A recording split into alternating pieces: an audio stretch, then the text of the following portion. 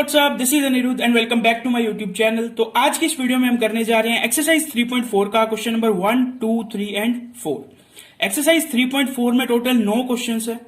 सभी क्वेश्चंस का video link आपको मेरे डिस्क्रिप्शन बॉक्स में मिल जाएगा। यानी अगर आपको इन 4 क्वेश्चंस के अलावा भी कोई और क्वेश्चन चेकआउट करना है तो लिंक डिस्क्रिप्शन बॉक्स में। इसके अलावा एक्सरसाइज 3.4 के बेसिक्स पे भी मैंने कंप्लीटली सेपरेट वीडियो बनाई है, जिसके अंदर मैंने आपको इस एक्सरसाइज को करने के लिए जितने भी फॉर्मूलाज एंड बेसिक की जरूरत है वो सब कवर करवा दिए। उस वीडियो का लिंक भी मैंने डिस्क्रिप्शन बॉक्स में दे दिया है और साथ ही उस वीडियो का लिंक मैंने ऊपर कार्ड में भी डाल दिया है। आप वहां उस आई बटन पे क्लिक करके उस वीडियो पर डायरेक्टली पहुंच सकते हो और उसे देख सकते हो। बिना कोई टाइम वेस्ट किए स्टार्ट करते हैं। लिखा हुआ है find the principal and general solution of the following equation. यानी जो क्वेश्चन नंबर 1, 2, 3, 4 है, इन चारों में हमें क्या करना है, प्रिंसिपल सॉल्यूशन और जनरल सॉल्यूशन फाइंड करना है। आपको पता है किसी भी ट्रिग्नोमेट्रिक इक्वेशन के 2 प्रिंसिपल सॉल्यूशन होते हैं और 1 जनरल सॉल्यूशन होता है। तो सबसे पहले हमें फाइंड करने हैं 2 प्रिंसिपल सॉल्यूशन। सॉल्यूशन स्टार्ट करते हैं। अब आप मेरे को बताओ मैं x की जगह क्या वैल्यू रखूं कि मेरे पास √3 आए। तो आपको ट्रिग्नोमेट्रिक टेबल याद है, अगर मैं x की जगह π/3 यानी 60 डिग्री रखूं तो मुझे वैल्यू क्या मिल जाएगी, 10 π/3 इज इक्वल्स टू √3। ये आपको मिल गई। ये जो x की वैल्यू π/3 है ये आपको मिल गई फर्स्ट प्रिंसिपल वैल्यू।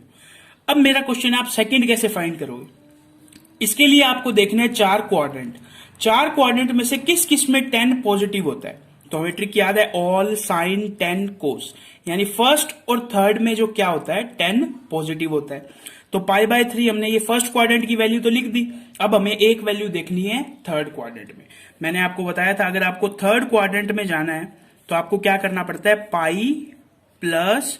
थीटा यानी π/3। इसको सॉल्व करेंगे तो हमारे पास आएगा 10 4 π/3 और इसकी वैल्यू भी कितनी होती है, √3। सो लास्ट में हम क्या लिख देंगे, सो the principal solution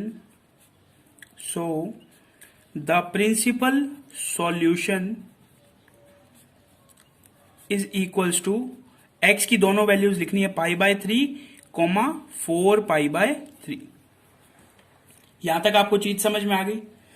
अब हमें निकालना है जनरल सॉल्यूशन। जनरल सॉल्यूशन के लिए सबसे पहले हम लिखेंगे 10x, एक एरो लगा दो ताकि थोड़ा सा पता चल जाए कि यहां तक हमने प्रिंसिपल सॉल्यूशन निकाल दिया। अब आगे हम जनरल सॉल्यूशन निकालेंगे। पहले हम लिखेंगे 10x इज इक्वल्स टू √3। अब जो फर्स्ट प्रिंसिपल वैल्यू है यानी 10 π/3, इसको रखेंगे इस √3 की जगह। 10x की जगह 10x ही रखेंगे। 10x is equals to 10 π/3। यहां तक आपको क्वेश्चन समझ में आ रहा है। अब यहां पे लिखेंगे हम एक फॉर्मूला किसका, 10x is equals to 10y के जनरल सॉल्यूशन का। यानी अगर हमें 10x is equals to 10y दिया हो तो हम x का जनरल सॉल्यूशन क्या लिखते हैं, हम x का जनरल सॉल्यूशन लिखते हैं nπ + y। ये मैंने आपको बेसिक्स में बताया था। यानी यहां से हमारे पास x का जनरल सॉल्यूशन आ गया nπ + y की जगह हमें दिया हुआ है π/3 और यहां हम लिख देंगे where n belongs to z। यानी n जो है वो क्या है, एक इंटीजर है। यानी 0, 1, 2, 3 n की वैल्यू कोई भी इंटीजर हो सकती है। तो ये हमने निकाल दिया इसका जनरल सॉल्यूशन और ये हमने निकाल दिया 2 प्रिंसिपल सॉल्यूशन। ये कंप्लीट होता है हमारा क्वेश्चन नंबर 1। अब हम चलते हैं क्वेश्चन 2 की तरफ। सो अब आप लोग देखो क्वेश्चन नंबर 2। क्वेश्चन नंबर 2 में हमें दिया हुआ है sec x is equals to 2। Question same है, हमें 2 प्रिंसिपल सॉल्यूशन और 1 जनरल सॉल्यूशन फाइंड करना है। तो सबसे पहले फाइंड करेंगे प्रिंसिपल सॉल्यूशन। लिखेंगे sec x is equals to 2। तो पहला सॉल्यूशन तो आपको ट्रिग्नोमेट्रिक टेबल से याद है, मैं x की वैल्यू क्या रखूं कि मेरे पास sec x की वैल्यू 2 आ जाए। तो मैं अगर x की वैल्यू π/3 रखता हूं यानी sec 60 डिग्री, इसकी वैल्यू कितनी होती है, इसकी वैल्यू होती है 2। तो हमारे पास ये आ गया हमारी x की first principal value. Second value निकालने के लिए आपको फिर से वो क्वाड्रेंट वाली साइड जाना पड़ेगा। आप मुझे ये बताओ sec कौन कौन से क्वाड्रेंट में पॉजिटिव होता है। तो हमें ट्रिक याद है, ऑल साइन 10 कोस, यानी फोर्थ और फर्स्ट इन 2 क्वाड्रेंट में sec क्या होता है, पॉजिटिव होता है। तो फर्स्ट क्वाड्रेंट की तो हमने ये वैल्यू लिख दी π/3। अब हमें लिखनी है फोर्थ क्वाड्रेंट की और मैंने आपको बेसिक्स में बताया था अगर आपको फोर्थ क्वाड्रेंट में कोई वैल्यू लिखनी है तो आप लिखोगे 2π - θ। यानी मैं सेकंड प्रिंसिपल वैल्यू लिखूंगा 2π माइनस थीटा की जगह मैं लिख दूंगा first principal value is equals to, इसका सॉल्यूशन करेंगे 3 टू 6 माइनस 1 5, यानी सेक 5 पाई बाय 3, इसकी वैल्यू भी कितनी होती है 2। सो लाइन लिख देंगे हम, so the principal solution is equals to, x की दोनों वैल्यू लिखनी है pi by 3 and 5 pi by 3। अब हमें चलना है जनरल सॉल्यूशन की तरफ। कुछ इस तरह लिख देंगे, sec x is equals to 2 की जगह मैं रखूंगा फर्स्ट प्रिंसिपल वैल्यू, यानी सेक पाई बाय 3। अब आप कहोगे कि सर आपने जो हमें फॉर्मूला बताए थे वो तो सिर्फ साइन कोस और टेन के थे, आपने सेक का तो कोई फॉर्मूला बताया नहीं। मैंने आपको बताया था अगर साइन कोस टेन के अलावा कोई ट्रिग्नोमेट्रिक फंक्शन आपको मिल जाए तो उसको आपको किस में कन्वर्ट करना है, उसको आपको साइन कोस में कन्वर्ट करना है। तो सेक को मैं कोस में कन्वर्ट कर सकता हूं कुछ इस तरह, मैं इसे लिखूंगा 1 बाय कोस एक्स और इसे मैं लिखूंगा 1 बाय कोस पाई बाय 3। मैं इस साइड को भी फ्लिप कर दूंगा और इस साइड को भी फ्लिप कर दूंगा, तो मेरे पास क्या आ जाएगा, cos x is equals to cos pi by 3। यहां तक आपको चीज समझ में आ गई। अब हमारे पास एक फॉर्मूला है cos x is equals to cos y का, मैंने आपको लिखवाया था। Cos x is equals to cos y अगर दिया हो तो जनरल सोल्यूशन क्या होता है, x is equals to 2n pi plus minus y. तो हम यहां पे x का एक जनरल सॉल्यूशन लिख देंगे 2n pi plus minus y की वैल्यू है पाई बाय 3, और यहां छोटा सा लिख देंगे where n belongs to z, यानी n क्या है, एक कोई भी इंटीजर वैल्यू है। तो ये आ गया हमारे पास इसका इक्वेशन का जनरल सॉल्यूशन, और ये दोनों आ गए हमारे पास प्रिंसिपल सॉल्यूशन। ये कंप्लीट होता है हमारा क्वेश्चन नंबर 2। अब हम चलते हैं क्वेश्चन 3 की तरफ। सो अब आप देखिए क्वेश्चन नंबर 3। क्वेश्चन नंबर 3 में हमें दिया है cot x is equals to minus root 3। तो मैंने आपको बोला था जब किसी ट्रिग्नोमेट्रिक इक्वेशन में यहां वैल्यू माइनस दी जाए तो हमें उसकी दोनों प्रिंसिपल वैल्यू फाइंड करनी पड़ती है। अगर यहां पे पॉजिटिव दी हो तो हम एक वैल्यू तो ट्रिग्नोमेट्रिक टेबल से निकाल लेते हैं और एक वैल्यू फॉर्मूला लगा के निकाल लेते हैं। लेकिन अगर यहां पे माइनस दिया हो तो इस टाइप के क्वेश्चन को करने का मैं आपको एक सिंपल सा तरीका बताता हूं। सबसे पहले आप माइनस को इग्नोर करो, cot x is equals to root 3 आ गया, इसकी आप यहां वैल्यू लिख लो, यानी x की क्या वैल्यू आएगी, x की वैल्यू आएगी पाई बाय 6। क्या बोला मैंने, जब आप इस माइनस को इग्नोर कर दोगे तो cot x is equals to root 3 आ जाएगा, वहां से x की वैल्यू आ जाएगी पाई बाय 6, और इसे आप मान लो थीटा। ये आपको रफ साइड में करना है, फेयर क्वेश्चन में इसे नहीं करना है। क्या समझ में आया आपको, माइनस इग्नोर करा और x की वैल्यू जो आई उसे लिख ली और उसे मान लिया थीटा। सॉल्यूशन स्टार्ट करेंगे अब इसका। अब आपको ये देखना है कोट एक्स किस किस क्वाड्रेंट में नेगेटिव होता है, पॉजिटिव नहीं देखना, नेगेटिव, क्योंकि cot x is equals to एक नेगेटिव वैल्यू दी हुई है। तो ऑल साइन टेन कोस के ट्रिक से आपको पता चल जाएगा सेकंड और फोर्थ क्वाड्रेंट में कोट नेगेटिव होता है। तो मैंने आपको एक ट्रिक बताई थी, अगर आप सेकंड क्वाड्रेंट में कोई वैल्यू चाहते हो तो आपको करना पड़ेगा पाई माइनस थीटा। अब आप बोलोगे सर थीटा कहां से लाएं, तो थीटा है पाई बाय 6। और फोर्थ क्वाड्रेंट में अगर आपको जाना हो तो आपको करना पड़ता है 2 पाई माइनस थीटा।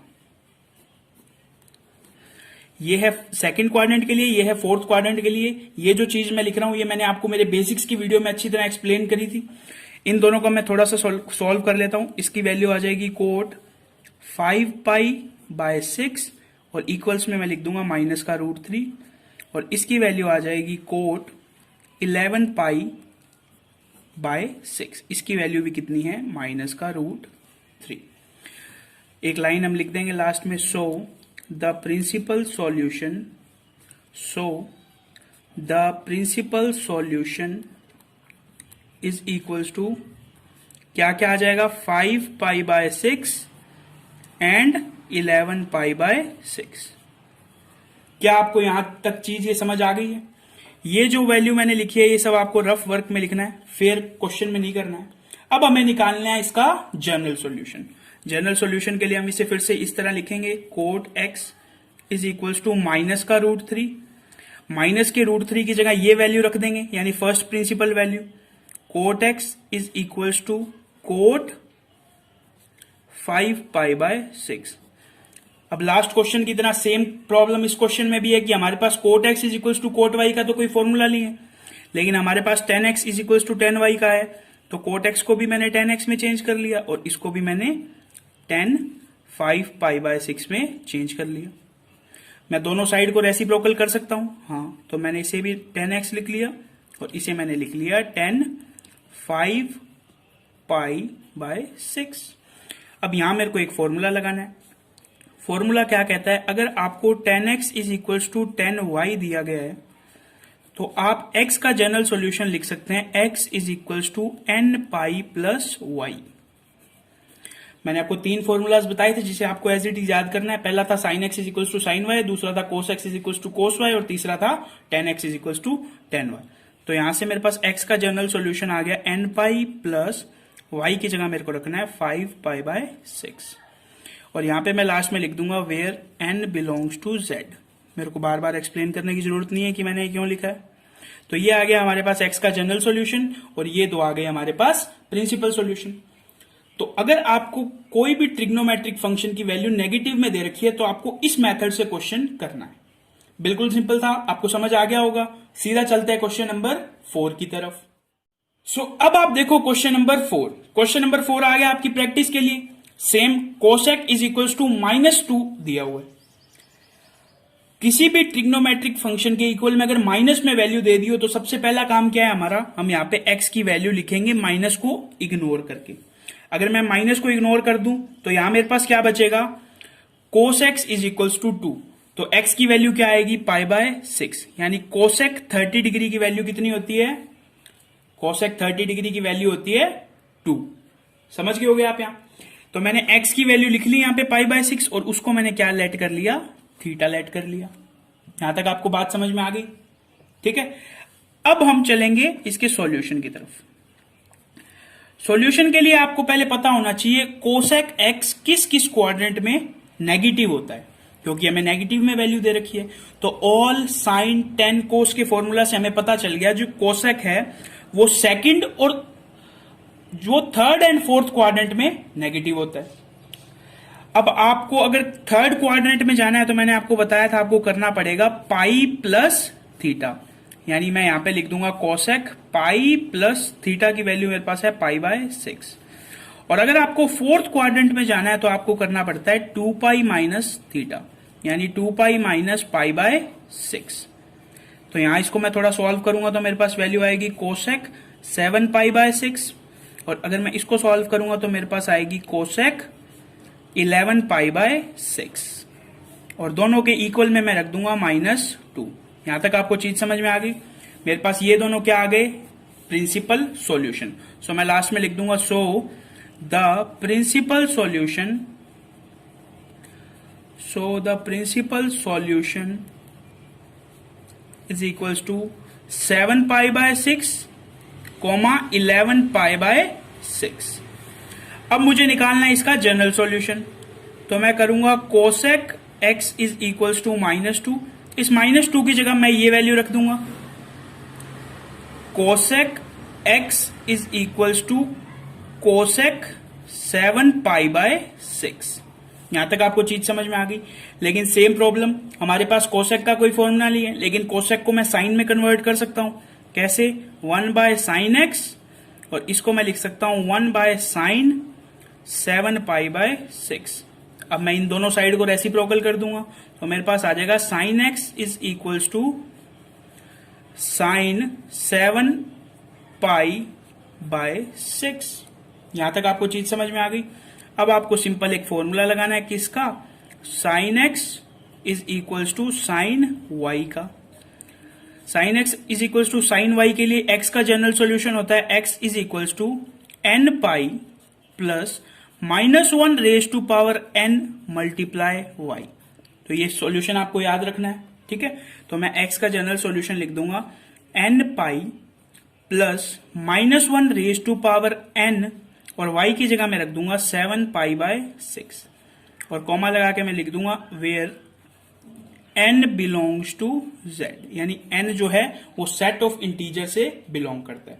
तो ये मेरे पास आ गया x का जनरल सॉल्यूशन और ये जो दो वैल्यूज है ये मेरे पास आ गई x की प्रिंसिपल वैल्यू।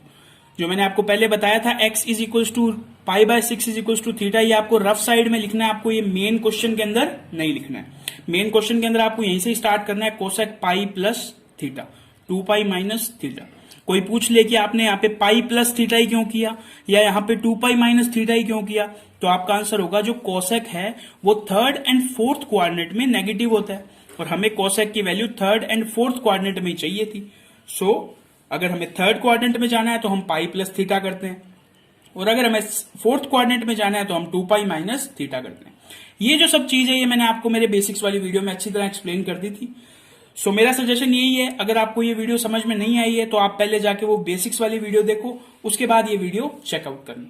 तो बस आज की वीडियो में इतना ही।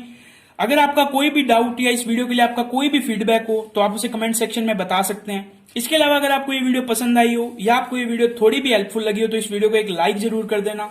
तो बस आज की वीडियो में इतना ही, मिलते हैं नेक्स्ट वीडियो में, तब तक के लिए थैंक्स फॉर वॉचिंग।